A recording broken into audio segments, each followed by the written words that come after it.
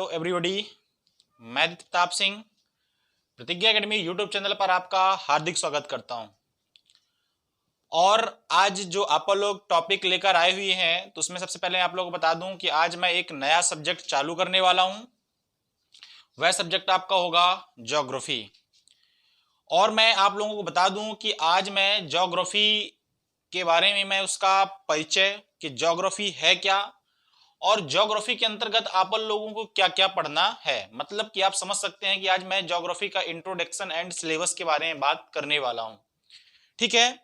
और मैं आप लोगों से बता दूं कि देखिए, हो सकता है इसमें से कुछ लोग ऐसे होंगे कि जिन्हें लगेगा कि मैं ये शायद बकवास की वीडियो बना रहा, लेकिन मैं आपको सबसे पहले बता दूं कि जब भी आप कभी किसी भी सब्जेक्ट की बात करें या फिर किसी मंजिल का जो भी आपका टारगेट है उसकी बात करेंगे, तो आप लोग जब उस सब्जेक्ट को अच्छे से कवर कर पाएंगे या फिर उस मंजिल को तभी पा पाएंगे जब हमें उसके बारे में उसका रूट लाइन पता होगा, उधर तक जाने का हमें तरीका पता होगा।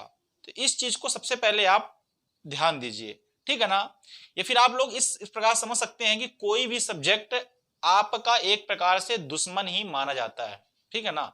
तो दुश्मन को आप लोग किस प्रकार से हरा सकते हैं, मतलब कि आप सब्जेक्ट पर किस प्रकार से कमांड बना सकते हैं, जब आपको दुश्मन के बारे में पता होगा कि उसकी क्या वीकनेस है, वो कहाँ मजबूत है ना। ये सारी चीजें जब आपको पता होंगी तभी तो आप दुश्मन को हरा सकते हैं।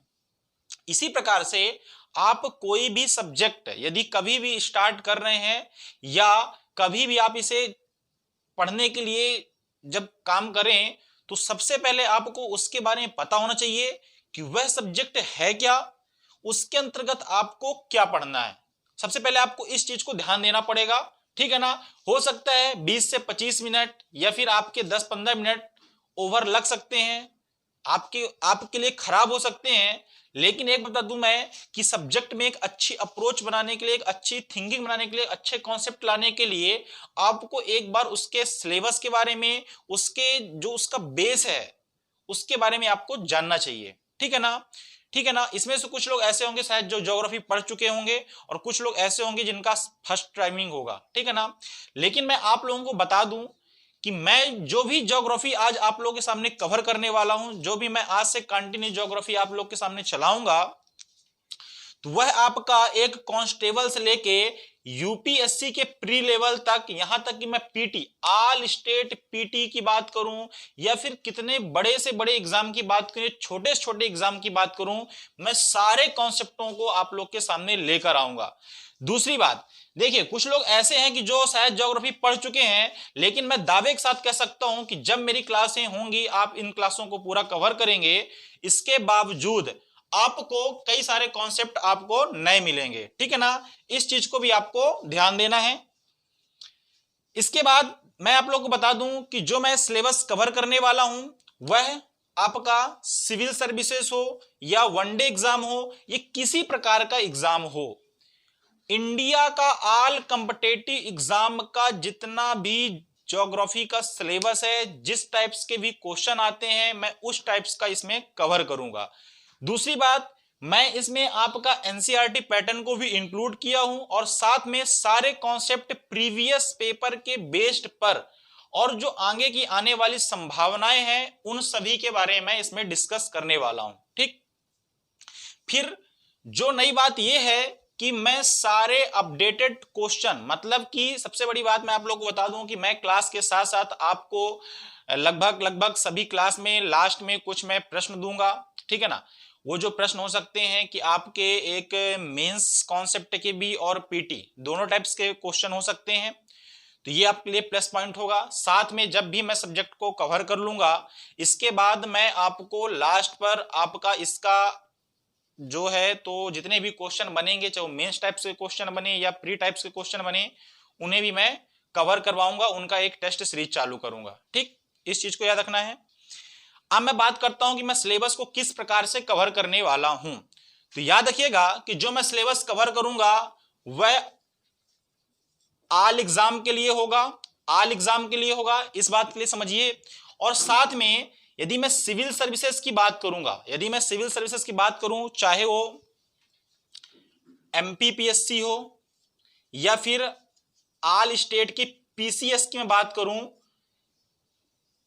तो मैं इसमें जो आपका सिलेबस कवर करने वाला हूं, मैं पार्टिकुलर किसी एक एग्जाम को बेस लेकर नहीं कर रहा, मैं ऑल कॉम्पिटिटिव एग्जाम का बेस लेकर चल रहा। ठीक है ना। तो इसमें जो अपना सिलेबस होगा तो पीटी तो होगा ही और वनडे एग्जाम का सिलेबस तो होगा ही, लेकिन पीटी के साथ साथ मैं आपको 70 से 80% मैं मेंस को भी लेके चलने वाला हूं।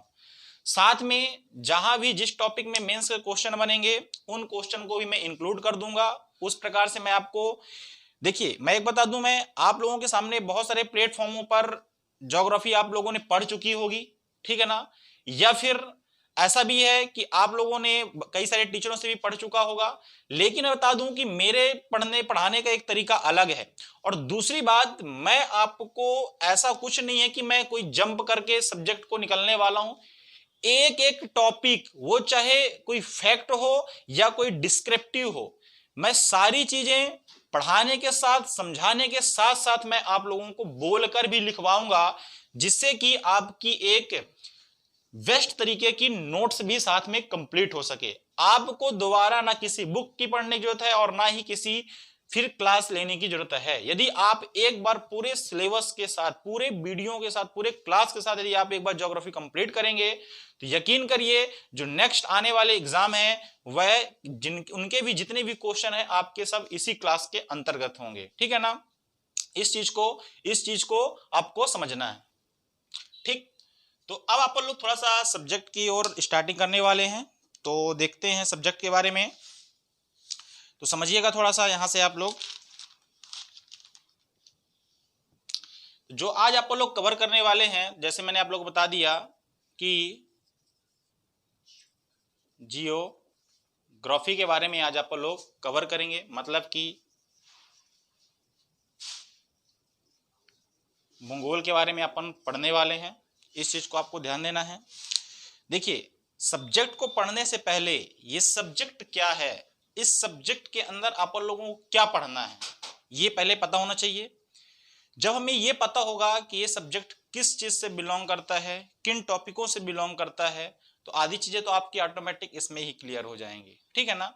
और दूसरी बात, जब आपको सब्जेक्ट के बारे में पता हो जाएगा तो आप उसका सिलेबस देखिए कि वो जो सिलेबस है उसे आप अपने अध्ययन की दृष्टि से, अपने समझने के लिए आप किस प्रकार से डिवाइडेशन करते हैं, किस प्रकार से उस सिलेबस का एक प्लान बनाते हैं, और इसके बाद आप लोग क्या करते हैं, सिलेबस को कवर करते हैं। तो सबसे पहले आपको यहां ध्यान देना है कि जो आपका सिलेबस है, सबसे पहले आपको ध्यान देना है कि जो आपका सिलेबस है, आपका सिलेबस का मीन्स क्या है। मतलब यहां लिखा हुआ है जियोग्राफी, क्या लिखा है, जियोग्राफी।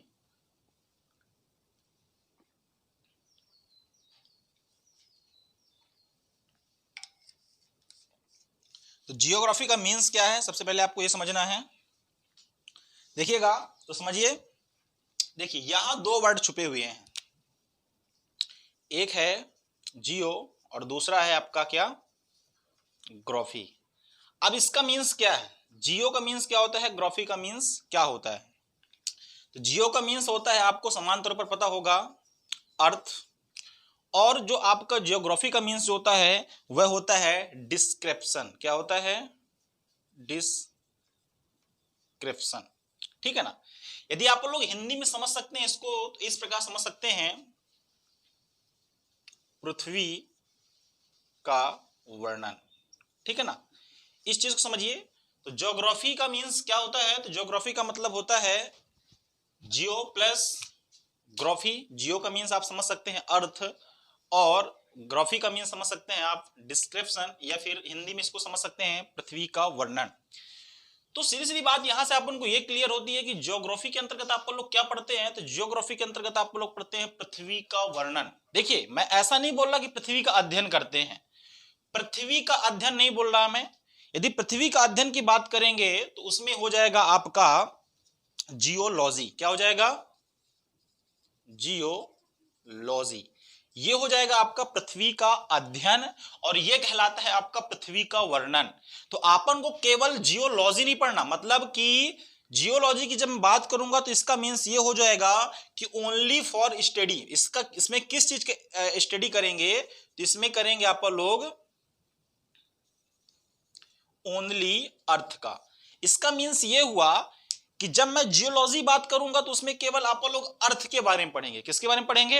अर्थ के बारे में। लेकिन मैं यहां जियोग्राफी की बात कर रहा हूं, मतलब कि पृथ्वी से संबंधित सभी चीजों का जितना वर्णन है, पृथ्वी से संबंधित जितना वर्णन है उन सभी के बारे में मैं कवर करने वाला हूं। तो ये कहलाएगा आपका भूगोल। और ये क्या कहलाएगा आपका जियोलॉजी, जिसका मीन्स होता है ओनली पृथ्वी का अध्ययन करना। और जियोग्राफी का मीन्स क्या होता है? पृथ्वी से संबंधित संपूर्ण चीजों का अध्ययन करना, पृथ्वी का पूरा वर्णन। क्लियर? ये दोनों में अंतर याद रखिएगा। तो ये हो गई बात, आप लोग थोड़ा समझ लिए कि ज्योग्राफी के बारे में क्या हो सकता है। या फिर इस प्रकार से आप समझ सकते हैं कि ज्योग्राफी क्या है। तो आप लोग समझ सकते हैं कि जो भूगोल है मानव और प्रकृति के अध्ययन का विषय माना जाता है। जो भूगोल है तो याद रखिएगा मानव एवं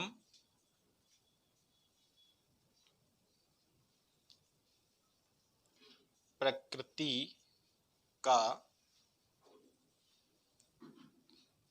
अध्ययन माना जाता है। देखिए एक बात बता दूं मैं आप लोगों को कि आप लोग समझने के साथ साथ, मेरे हिसाब से आवाज तो क्लियर आ रही होगी, सुन तो रहे ही हैं, है ना, और आप देख भी रहे हैं, लेकिन थोड़ा सा आप लोगों को आपके हाथ पर आपकी नोट्स एवं पेन होनी चाहिए, क्योंकि सारी चीजें आपको एक सिस्टमेटिक तरीके से यदि आप उसे स्वयं एक नोट्स बना रहे हैं तो मेरे तरफ से ये चीजें आपके लिए बेहतर होंगी। क्योंकि होता क्या है कि एक बार में सारी चीजें तो याद होती नहीं है, है ना, तो ये थोड़ा सा हमें रिवाइज करने के लिए एक बार होना चाहिए। बाकी मैं आप लोगों के सामने इजी लैंग्वेज में कोई भी चीजों को रिप्रेजेंट करूंगा, जिससे कि आप सरलता से किसी भी वर्ड को, किसी भी सब्जेक्ट को आप लोग समझ सकें। ठीक, तो आप लोग ये समझ लिए कि जो आप इस प्रकार से भी समझ सकते हैं कि भूगोल क्या है। तो याद रखिएगा भूगोल जो होता है मानव और प्रकृति के अध्ययन का विषय माना जाता है। आप लोग इस प्रकार से समझ सकते हैं, ठीक है ना।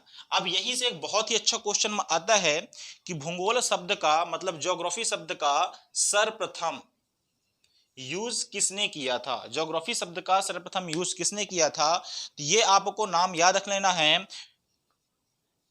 एराटोस्थनीज। क्या है? एराटोस्थनीज। ये वर्ड आपको याद रखना है। तो याद रखना कि भूगोल शब्द किसने दिया? भूगोल शब्द किसने दिया? तो एराटोस्थनीज ने दिया। बिल्कुल नाम सही है, इस चीज को आपको याद रखना है। ठीक, अब यहीं से एक दूसरा क्वेश्चन पूछा जाता है, और कई बार क्वेश्चन पूछा गया है कि भूगोल के जनक किसे कहा जाता है? भूगोल के जनक या पितामह, भूगोल के पितामह किसे कहा जाता है? तो भूगोल के जो पितामह हैं वह आपके कहलाते हैं हिकेटियस। क्या कहलाते हैं? हिकेटियस कहलाते हैं। ठीक है ना। तो आप लोगों ने इतना समझा कि ज्योग्राफी का मीन्स क्या होता है, इसके अंतर्गत आप लोग क्या अध्ययन करते हैं, और आखिर ये इसमें क्या है ना, और इसके जनक कौन है, और इसका यूज सबसे पहले किसने किया था, इसका वर्ड का यूज सबसे पहले किसने किया था। अब मैं थोड़ा आप लोगों को बता दूं कि आखिर हम ज्योग्राफी के अंतर्गत, ये तो आपको पता है कि पृथ्वी से संबंधित संपूर्ण चीजों का अध्ययन क्या कहलाता है?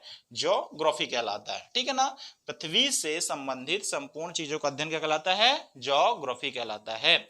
लेकिन इसके अंतर्गत क्या क्या संबंधित है, इसको भी समझना पड़ेगा। तो इसको समझने के लिए थोड़ा सा मैं एक आप लोगों को एक कॉन्सेप्ट और बता दूं। याद रखिएगा जब कभी आप लोग ज्योग्राफी पढ़ते हैं तो इसमें आप लोगों को मुख्य चीजों का जो इससे बिलोंग करता है वह कुछ इस प्रकार से हो सकते हैं। जैसे हो सकता है आपका बायोस्फीयर, लिख लीजिएगा, हो सकता है आपका बायोस्फीयर। इसी प्रकार से आपका हो सकता है एटमॉस्फेयर। ठीक, इसी प्रकार से होता है आपका लिथोस्फेयर, और इसी प्रकार से आपका हो सकता है हाइड्रोस्फीयर। ठीक है ना। इसको समझ सकते हैं कि जब कभी भी आप लोग भूगोल कवर करेंगे, ज्योग्राफी कवर करेंगे, तो इससे जो बिलोंग चीजें हैं, इससे जो संबंधित चीजें जिसके बारे में आप लोग अध्ययन करते हैं वह होगा, जैसे कि आप समझ सकते हैं इसको जैव मंडल। क्या है ये? जैव मंडल। इधर यदि बात करेंगे तो ये है आपका वायुमंडल, ठीक है ना। ये क्या है आपका? स्थल मंडल। और ये है क्या आपका? जल मंडल। तो आप लोग ज्योग्राफी के अंतर्गत इन टॉपिकों को क्या करते हैं? कवर करते हैं, और इन्हीं के ही संपूर्ण अध्ययन को आप लोग क्या बोल देंगे? क्या बोल देंगे? ज्योग्राफी बोल देंगे। इतना समझ में आया आप लोगों को? तो ये रहा आपका बेसिक सब्जेक्ट। मैं यदि मानता हूं कि यदि आप इसकी रीड को यदि पकड़ रहे हैं, इसके अप्रोच को समझ रहे हैं कि इसे हमें किस प्रकार से कवर करना है, यदि आपने केवल इतना ही समझ लिया कि हमें ज्योग्राफी को किस प्रकार से कवर करना है, इसका सिलेबस क्या है, तो मेरा मानना है कि आपने 50% ज्योग्राफी ऐसे ही कवर कर लिया। कोई भी सब्जेक्ट है, यदि आप इसे डायरेक्टली टॉपिक पर जाकर उसे कवर करने लगेंगे, आप सब्जेक्ट को एक संपूर्ण ओवरव्यू के रूप में उसका अप्रोच नहीं समझ पा रहे हैं, तो मेरा मानना यह है कि आप कभी सब्जेक्ट को नहीं समझ सकते हैं, ठीक है ना। तो इतना मैंने आप लोगों को समझाया कि ज्योग्राफी क्या है, ठीक है ना। ज्योग्राफी के जनक कौन है, और ज्योग्राफी को आप लोग किस प्रकार से पढ़ते हैं, इससे क्या चीजें संबंधित होती हैं। अब मैं थोड़ा सा आप लोगों को समझा दूं कि ज्योग्राफी का सिलेबस क्या है। ज्योग्राफी का सिलेबस क्या है। अब एक बात मैं आप लोग को बता दूं, मैं किसी पार्टिकुलर एग्जाम के लिए मैं सिलेबस को नहीं बता रहा, मैं इंडिया के ऑल कॉम्पिटिटिव एग्जाम की बात कर रहा। जितने भी भारत के अंदर छोटे सा छोटा हो या बड़ा सा बड़ा, या किसी भी स्टेट का यदि वह कॉम्पिटिटिव एग्जाम हो रहा है, तो उसमें ज्योग्राफी का क्या सिलेबस होता है, उसके बारे में आप लोगों को डिस्कस करने वाला हूं। तो समझिएगा, सबसे पहले मैं आप लोग सिलेबस को पढ़ते किस प्रकार से हैं, समय ज्योग्राफी को सरलता समझने के लिए आपको इस पूरे ज्योग्राफी को किस प्रकार से डिवाइडेशन कर सकते हैं, इस चीज को आप समझिएगा। इसके बाद फिर मैं इसके अंतर्गत सिलेबस के बारे में आप लोगों को डिस्कस करूंगा, ठीक है ना। यदि मैं सिलेबस के बारे में बात करता हूं, ठीक, तो सिलेबस के बारे में आप लोग किस प्रकार से कवर कर सकते हैं, तो याद रखिएगा, मैं ज्योग्राफी को मुख्य रूप से 4 भागों में डिवाइडेशन कर दूंगा। कितने भागों में डिवाइडेशन करूंगा? 4 भाग में करूंगा। कैसे? पहला जो आपका हो जाएगा, इधर आप लोग समझ सकते हैं पहला जो आपका हो जाएगा कॉस्मोलॉजी हो जाएगा, कॉस्मोलॉजी हो जाएगा। फिर यदि आप समझ सकते हैं तो आपका क्या हो जाएगा? फिजिकल ज्योग्राफी हो जाएगा, ठीक। फिर आप लोग पढ़ेंगे तो आपका वर्ल्ड ज्योग्राफी हो जाएगा।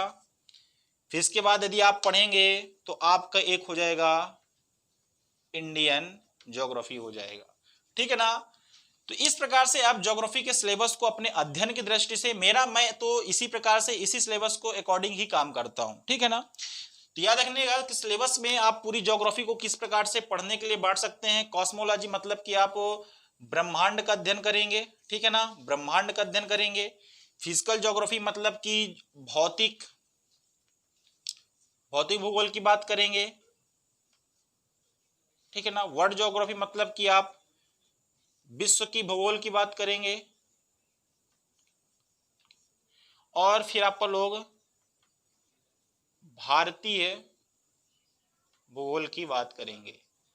देखिए, मैं अभी आप लोगों को केवल एक कॉन्सेप्ट बेस्ड बात कर रहा, ठीक है ना। डिवाइडेशन मैं मेंस के लिए फिर अलग से कर सकता हूं, लेकिन आपको किस प्रकार सब्जेक्ट को कवर करना है इसके बारे में समझिएगा। तो अब मैं समझाता हूं कि आप लोग इस प्रकार से, तो पहले आप ज्योग्राफी को बांट सकते हैं कि आपको यहाँ कॉस्मोलॉजी पढ़ना है, फिजिकल ज्योग्राफी पढ़ना है, वर्ल्ड ज्योग्राफी पढ़ना है, इंडियन। ये आपको चारों जो अलग अलग आपने डिस्ट्रीब्यूशन किया, जो इसका वर्गीकरण कर दिया है, इसके अकॉर्डिंग ही आपको ज्योग्राफी का सिलेबस कवर करना है, ठीक है ना। तो अब मैं बात करता हूं कि आप कॉस्मोलॉजी के अंतर्गत क्या क्या कवर कर सकते हैं। तो कॉस्मोलॉजी के अंदर आप जब भी पढ़ेंगे तो आपको ब्रह्मांड के बारे में पढ़ना पड़ेगा, ठीक है ना, ब्रह्मांड के बारे में पढ़ना पड़ेगा। अब ब्रह्मांड में क्या क्या मिलेगा, तो आपको आपकी ब्रह्मांड की उत्पत्ति के सिद्धांत मिल जाएगा, है ना। यहीं आपको तारा के बारे में मिल जाएगा, यहीं आपको ग्रह के बारे में मिल जाएगा, यहीं आपको ब्लैक होल मिल जाएगा। ये सारे जो चीजें हैं आपको ब्रह्मांड में मिल जाएंगे, ठीक। फिर आप बात करते हैं जो सबसे महत्वपूर्ण आपको टॉपिक मिलेगा, सबसे इंटरेस्टेड जो आपको टॉपिक मिलेगा, वो मिलेगा आपको फिजिकल ज्योग्राफी। क्या मिलेगा आपको? Physical geography. अब आपको फिजिकल ज्योग्राफी के अंतर्गत क्या क्या पढ़ना है, ठीक है ना। तो फिजिकल ज्योग्राफी के अंतर्गत जो आपके टॉपिक होंगे वह कुछ इस प्रकार से हो सकते हैं। जैसे आपको मिलेगा भूगर्भिक विज्ञान, भूगर्भिक विज्ञान, इसको आप इंग्लिश में बोल सकते हैं जियोमॉर्फोलॉजी,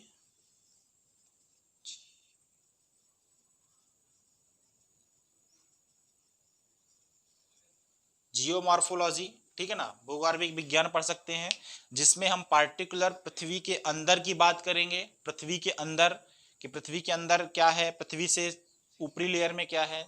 इसके अंदर आप लोगों को क्या पढ़ना पड़ेगा कि पृथ्वी में जो इसका जीवन चक्र होगा, पृथ्वी में जीवन चक्र के बारे में पढ़ेंगे, या फिर पृथ्वी के जीवन चक्र के बारे में इसमें पढ़ेंगे। पृथ्वी की उत्पत्ति किस प्रकार से है इसके बारे में पढ़ेंगे, ठीक है ना। इसमें ज्वालामुखी क्या है, प्लेट टेक्टोनिक क्या है, प्लेट विवर्तनिक क्या है, प्लेट है क्या, है ना। महाद्वीप पढ़ेंगे, ठीक, जो चट्टान पढ़ेंगे, ये मैदान पढ़ेंगे, पठार पढ़ेंगे, ये सब किसके अंतर्गत आप लोग पढ़ेंगे, जियोमॉर्फोलॉजी, मतलब कि भूगर्भिक विज्ञान के बारे में पढ़ेंगे। फिर इसके अंतर्गत जो आपका दूसरा टॉपिक आएगा वह आएगा आपका जल वायु विज्ञान। क्या आएगा, जल वायु विज्ञान। इसको आप इसके अंतर्गत इसको आप लोग इंग्लिश में बोलते हैं क्लाइमेटोलॉजी। क्या बोलते हैं, क्लाइमेटोलॉजी। तो अपन का जो नेक्स्ट टॉपिक होगा वो होगा आपका क्लाइमेटोलॉजी। तो क्लाइमेटोलॉजी कवर करेंगे। और फिर इसके अंतर्गत जो नेक्स्ट जो टॉपिक होता है इसको अपन बोलते हैं आपका ओंसियोलॉजी। ओन्कोलॉजी मतलब कि आपको इसमें पढ़ना है आपको समुद्र विज्ञान, ठीक है ना, समुद्र विज्ञान। और इसी के साथ आपको पढ़ना पड़ेगा जीव भूगोल, ये इसको आप बोल सकते हैं जैव मंडल के बारे में आप पढ़ेंगे, जैव मंडल के बारे में पढ़ेंगे। तो ये जो टॉपिक आपके हैं, ये टॉपिक को आप लोग किसके अंतर्गत कवर कर लेते हैं, तो इसको आप लोग भौतिक भूगोल के अंतर्गत कवर कर लेते हैं, ठीक। अब मैं फिर नेक्स्ट बात करूंगा कि विश्व के अंतर्गत आप लोगों को क्या पढ़ना है। तो विश्व के अंतर्गत आप लोगों को मेन मुख्य रूप से आपको ध्यान देना पड़ेगा 7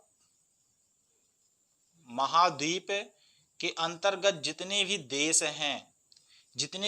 हैं, या फिर आप संपूर्ण विश्व के मैपिंग की मैं सबसे ज्यादा प्राथमिकता दूंगा कि पूरे विश्व की मैपिंग।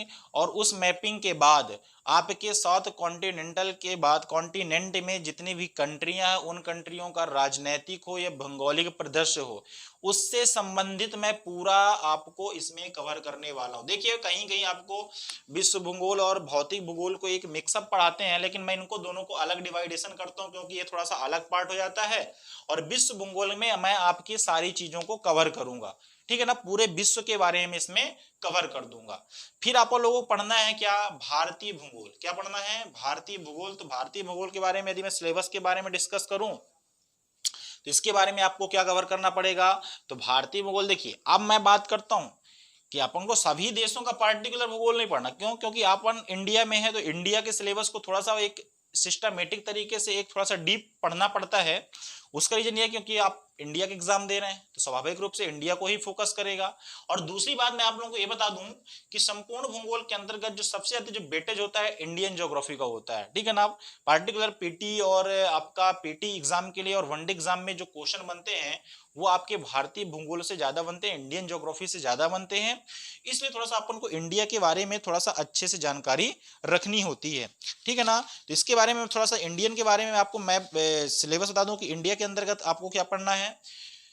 तो इंडिया के अंतर्गत आपको क्या पढ़ना पड़ेगा, तो सबसे पहले आपको देखना पड़ेगा इंट्रोडक्शन एंड,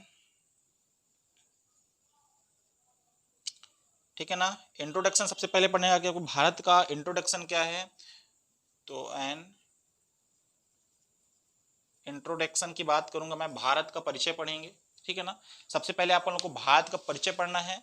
भारत के अंतर्गत इसमें सबसे परिचय के अंतर्गत आपको क्या पढ़ना पड़ेगा। देखिए मैं बता रहा आप लोग को, सिलेबस आप लोग लिख सकते हैं, कोई भी इसमें गलत नहीं है कि आप सिलेबस लिख रहे हैं। ये आपका एक अप्रोच है, इसके अकॉर्डिंग यदि आप काम कर रहे हैं ना तो आपको सिलेबस को समझने में या आपको सब्जेक्ट को पढ़ने में कोई भी कठिनाई नहीं होगी। इस चीज को आप ध्यान दीजिए। तो मैं यदि बात करूंगा कि भारत का जब परिचय पढ़ेंगे तो इसके अंतर्गत आपको क्या पढ़ना पड़ेगा, राज्यों के बारे में पढ़ना पड़ेगा, है ना।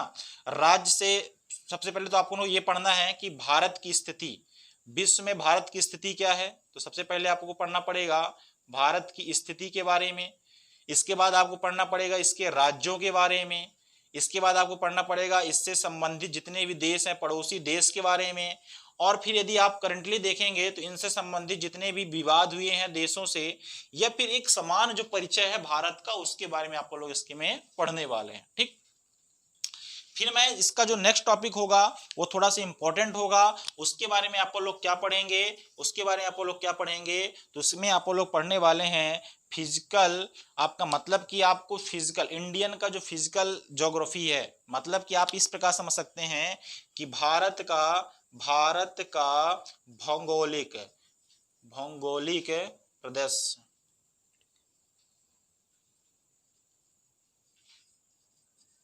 भौगोलिक वर्णन पढ़ सकते हैं, या प्रदेश मतलब कि भारत का फिजिकल पार्ट किस प्रकार से है ना।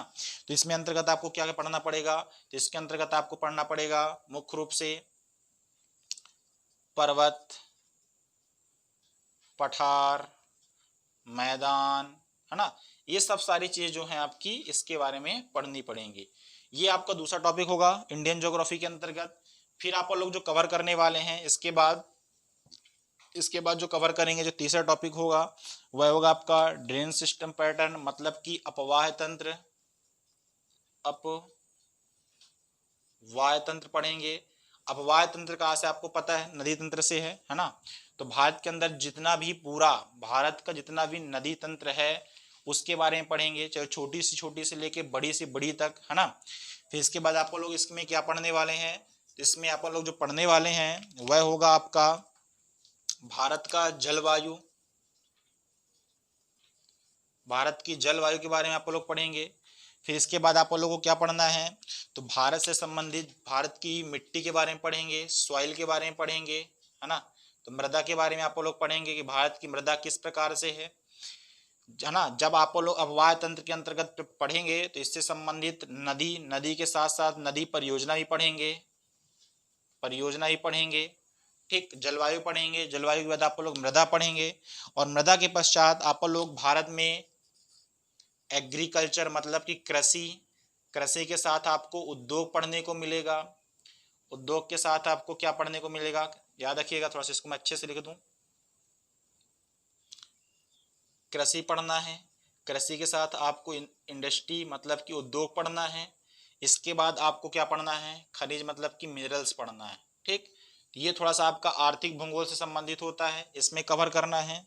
फिर इसके बाद आप लोग को पढ़ना पड़ेगा वन क्षेत्र, भारत में वनस्पति एवं वन क्षेत्र। तो इतने टॉपिक आप लिख सकते हैं। फिर क्या पढ़ना है इंडियन ज्योग्राफी के अंतर्गत, तो इंडियन ज्योग्राफी के अंतर्गत फिर आपको पढ़ना पड़ेगा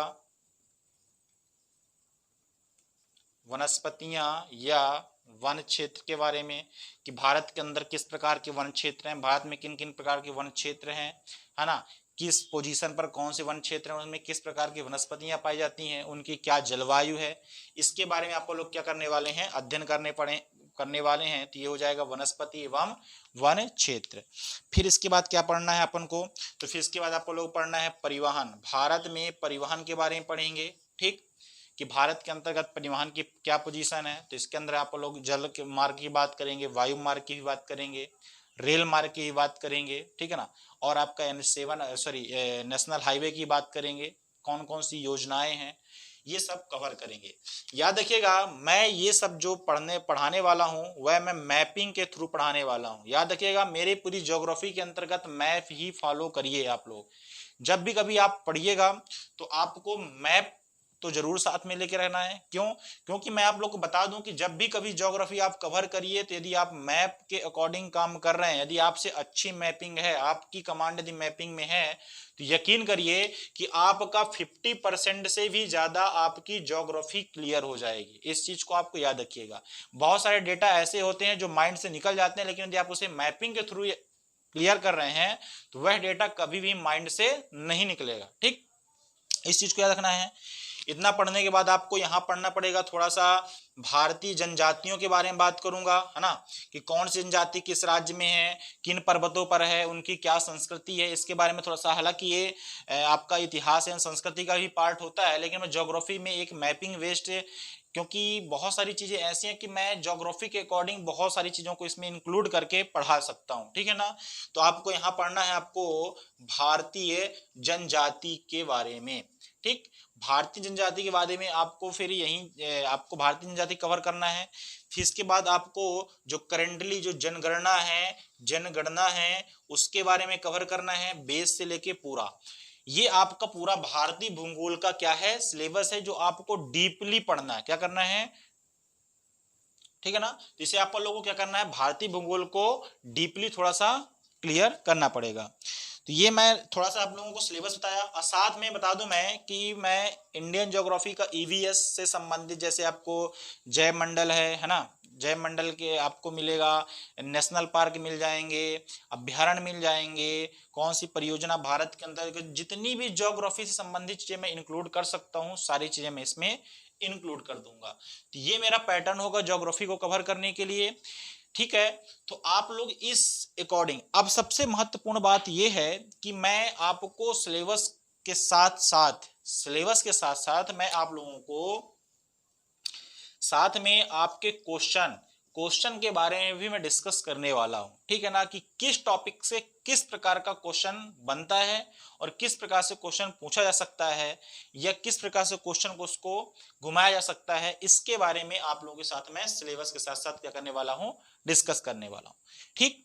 और दूसरी बात, जो मेरा पैटर्न है, जो मेरा कंटेंट है, जो आपका मेरा क्या कहते हैं मटेरियल है, स्टडी मटेरियल है, तो मैं आप लोग को बता दूं कि यदि आप सारी क्लासों को अटेंड कर रहे हैं तो यकीन करिए कि आपको कहीं से भी कंटेंट लेने की जरूरत नहीं है, क्योंकि मैं खुद आप लोग के लिए इतनी सब्जेक्ट में इतना मैंने कंटेंट इकट्ठा कर चुका है, जितना भी एग्जाम व्यू से है, कि आप लोग यदि आप एक बार इस अप्रोच के साथ पूरी ज्योग्राफी मेरे साथ कवर कर रहे हैं तो यकीन करिए कि आपको दोबारा ज्योग्राफी पढ़ने की जरूरत नहीं है। आप यहां तक कि यदि आप अच्छी कमांड बना लेंगे तो आप ज्योग्राफी पढ़ाने के लायक भी बन सकते हैं, ठीक है ना। तो आप समझ सकते हैं क्यों, क्योंकि मैंने इसका कई सारी बुकों का निचोड़ के साथ साथ मैं एनसीईआरटी बुक का पूरा निचोड़ और बेस्ट कॉन्सेप्ट के साथ आप लोग के साथ ज्योग्राफी को शेयर करूंगा, ठीक। और यकीन करिए कि यदि आप एक बार ज्योग्राफी पढ़ेंगे, एक आपकी अच्छी कॉन्सेप्ट, एक अच्छी थिंकिंग, एक अच्छी अप्रोच ज्योग्राफी के अंतर्गत बन जाएगी, और तब कभी भी आप एग्जाम जब आपके सामने फेस करेंगे तो यकीन करिएगा कि आपसे सारे क्वेश्चन लगभग ज्योग्राफी के बन ही जाएंगे। मैं मानता हूं कि यदि आप पूरी ज्योग्राफी पढ़ते हैं तो यदि 10 क्वेश्चन है तो 10 क्वेश्चन में आप 8 से 9 क्वेश्चन करने की संभावना रखते हैं। एक की गारंटी मैं नहीं ले सकता है, क्योंकि एग्जाम का पैटर्न आपको पता है, कंटिन्यू कभी भी कुछ भी क्वेश्चन आ सकते हैं। तो जहां तक मेरा मानना है कि यदि आप ज्योग्राफी पूरी अच्छी बेस्ट तरीके से कवर कर रहे हैं, उसे आप यदि खुद मेहनत कर रहे हैं, क्यों, क्योंकि 80% 70 से 80% तो मेहनत मैं आप लोग के लिए खुद कर रहा, केवल आपको 30 से 20% मेहनत करना है। और इतना यदि आप कर रहे हैं तो यकीन करिएगा कि आप दोबारा ज्योग्राफी में कभी भी चूक नहीं सकते हैं, ये मेरा वादा रहा, ठीक है ना। इस चीज को आपको ध्यान रखना है। तो ये रहा आज थोड़ा सा अपना इंट्रोडक्शन ज्योग्राफी का, कि आप लोग को ज्योग्राफी किस प्रकार से कवर करना है, ठीक है ना। अब देखिए मैं एक बात आप लोगों से और बता दूं कि जो हमें एनर्जी मिलती है वो आप लोग से ही मिलती है ना। तो कृपया करके यदि आप लोगों को वीडियो अच्छा लगता है तो आप लोग वीडियो को लाइक करिए, यदि अच्छा नहीं लगता तो आप डिसलाइक करिए, मुझे कोई भी दिक्कत नहीं है। दूसरी बात, क्योंकि मैंने बताया कि एक जो खिलाड़ी होता है तो खिलाड़ी को खुद से ज्यादा जो उसको देखने वाली पब्लिक होती है उसके तालियों से इसकी क्या कहते हैं उसे एनर्जी मिलती है। इसी प्रकार से आप यहां भी समझ सकते हैं कि मुझे यदि हमारी टीम को या फिर किसी भी टीचर को तभी अच्छी एनर्जी मिलती है तब उसके जो सामने वाला बंदा यदि अच्छा रिस्पांस दे रहा हो। तो कृपया करके वीडियो को लाइक करिए और चैनल को सब्सक्राइब करिए और ज्यादा से ज्यादा शेयर करिए, है ना। इसके बदले में हमें सिर्फ आपसे इतनी ही हम उम्मीद रख सकते हैं। तो कृपया करके प्लीज चैनल को ज्यादा से ज्यादा शेयर करें और सब्सक्राइब करें और यदि आप लोगों को वीडियो अच्छा हो तो लाइक करें, यदि अच्छा नहीं लगे तो डिसलाइक करिए। मुझे किसी प्रकार से कोई भी दिक्कत नहीं है।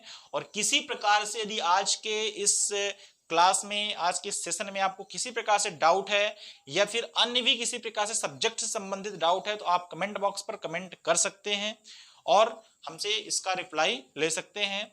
यदि आज आप लोगों को प्लीज फिर से मैं एक बार बोल रहा कि यदि अच्छा वीडियो लगा तो लाइक, अन्यथा आप डिसलाइक कर सकते हैं।